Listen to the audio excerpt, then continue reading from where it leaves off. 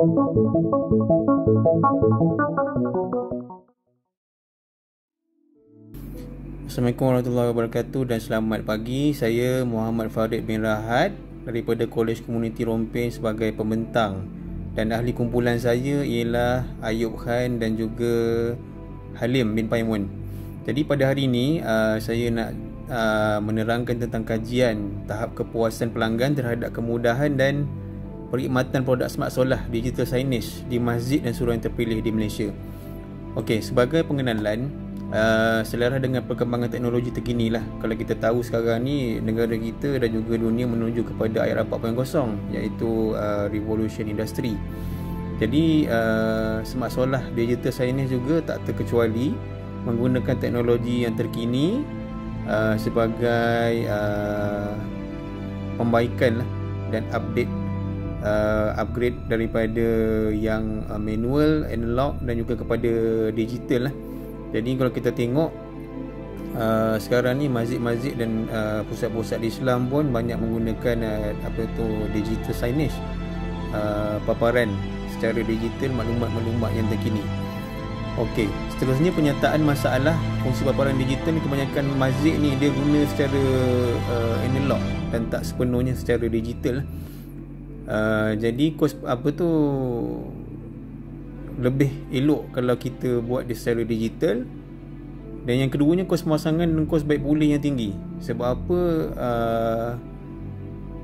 Kita perlu pergi ke sana. Kalau misalnya kata ada problem, ada masalah ke apa, kita perlu pergi ke sana untuk baiki sendiri.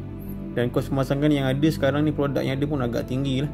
Dan yang ketiga, produk yang ada sekarang ni tidak dapat dikawal secara online ataupun atas talian. Ini yang menyebabkan kos tu tadi meningkat. Okey. Seterusnya, objektif. Yang pertama sekali, objektif ialah mengenal pasti objektif bagi kajian ini, ialah mengenal pasti keberkesanan, kemudahan dan perkhidmatan produk smart solar. Yang kedua, mengenal pasti kepuasan pelanggan terhadap kemudahan dan perkhidmatan produk smart solar lah. Okey, yang ni kalau kita tengok yang ni adalah contoh-contoh dia punya display ataupun paparan digital yang ada. Seterusnya, kajian literatur yang lepas lah. Kalau kita tengok bagi sesebuah organisasi, kalau menurut Gozami dan Seo Trust tahun 2002, menitik beratkan mutu dalam perkhidmatan ia akan membantu memperbaiki operasi dalam masyarakat, meningkatkan mutu komunikasi antara pihak luaran dan dalaman. Okey, seterusnya kajian EKH di 2008, kepuasan pelanggan dalam istilah perniagaan, yang bermaksud perkhidmatan yang diberikan oleh satu organisasi memenuhi jangkaan pelanggan atau kepuasan pelanggan yang mewujudkan kesetiaan pelanggan terhadap perkhidmatan yang ditawarkan tu. Okey, kajian kita menggunakan metodologi skop, iaitu masjid dan surau di seluruh negara. Kita punya skop dan bilangan populasi dia adalah 32. Sebab masa yang kita buat kajian ni, pengguna yang dah ada adalah sebanyak 35 buah surau, masjid dan juga jabatan kerajaan lah. Jadi 32 yang menjawab soalan kami daripada 35 yang telah menggunakan. Seterusnya, menggunakan persampalan rawak. Kita guna secara rawak, persampalan secara rawak, kemudian dijalankan dalam bentuk kuantitatif. Maklumat-maklumat diperoleh melalui soal selidik yang kita buat dekat Google, dekat guna Google Drive. Seterusnya, soal selidik ni ada 3 bahagian utama dan menggunakan skala Likert 5 mata lah. Kemudian maklumat ni dianalisis menggunakan SPSS. Biasa kita guna SPSS untuk analisis data. Jadi skor min antara 3.68 hingga 5 adalah dianggap tinggi, 2.34 hingga 3.67 dianggap pertengahan, dan 1 hingga 2.33 skor min ini adalah dianggap rendah lah. Selanjutnya kita tengok daripada dapatan dan analisis. Kalau kita tengok ni, kita tengok ada lebih kurang 9 buah negeri yang telah guna. Kalau kita tengok kat sini, kemudian daripada mereka tu tadi 90.6 bersamaan dengan 29 masjid daripada 32 menjawab soalan mengatakan harga yang ditawarkan berpatutan, dan selebihnya iaitu 3 ataupun 9.4% mengatakan mahal lah.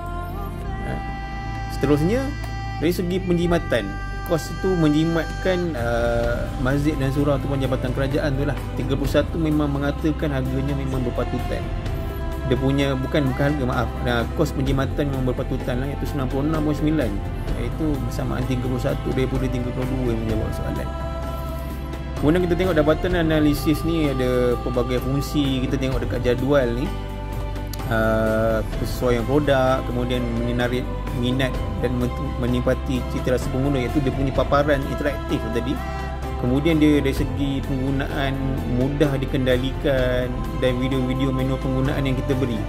Tapi dalam kes ni, masa ni video manual kita tak buat lagi, kita cuma ajar dia dalam group WhatsApp macam mana nak guna. Jadi kita tengok tu sebab rendah sikit markah dia tu, sebab mereka mengatakan mereka perlu untuk video manual pengguna. Okey.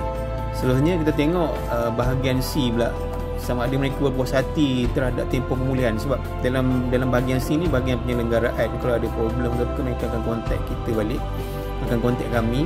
Dan ini kita tengok dengan maklum balas lah, daripada aduan, daripada dari segi masa yang digunakan untuk buat penyelenggaraan, kemudian juruteknik kami, iaitu kami sendirilah yang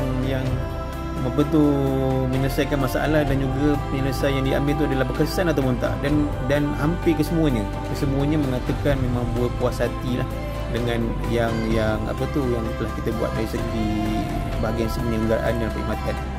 Okey, sekarang dalam bahagian cadangan, kita cadangkan untuk dibuat gunakan remote komputer bila dah siap di load in ke mini komputer Android itulah. Yang keduanya boleh dikendalikan oleh semua peringkat umur. Sekarang ni pun sebenarnya budak-budak pun sebenarnya dah pandai dah. Kalau kita tengok budak-budak ke orang tua pun ramai yang dah celik IT. Jadi sebenarnya majoriti tak ada masalah lah. Cuma dari segelintir mungkin yang tak biasa dengan komputer, dengan IT ni, dia mungkin ada masalah. Tapi tak ada masalah, kita bagi manual pengguna video tu, insyaAllah diorang boleh guna lah. Yang ketiga ni tambah video lah, dan memang kita dah tengah buat sekarang. So kesimpulannya, dapatan kajian menunjukkan tahap kepuasan ini berada pada tahap yang sangat memuaskan dan menepati spesifikasi keperluan pelanggan. Itu sebagai kesimpulan. Jadi rasanya itu saja. Sekian, terima kasih.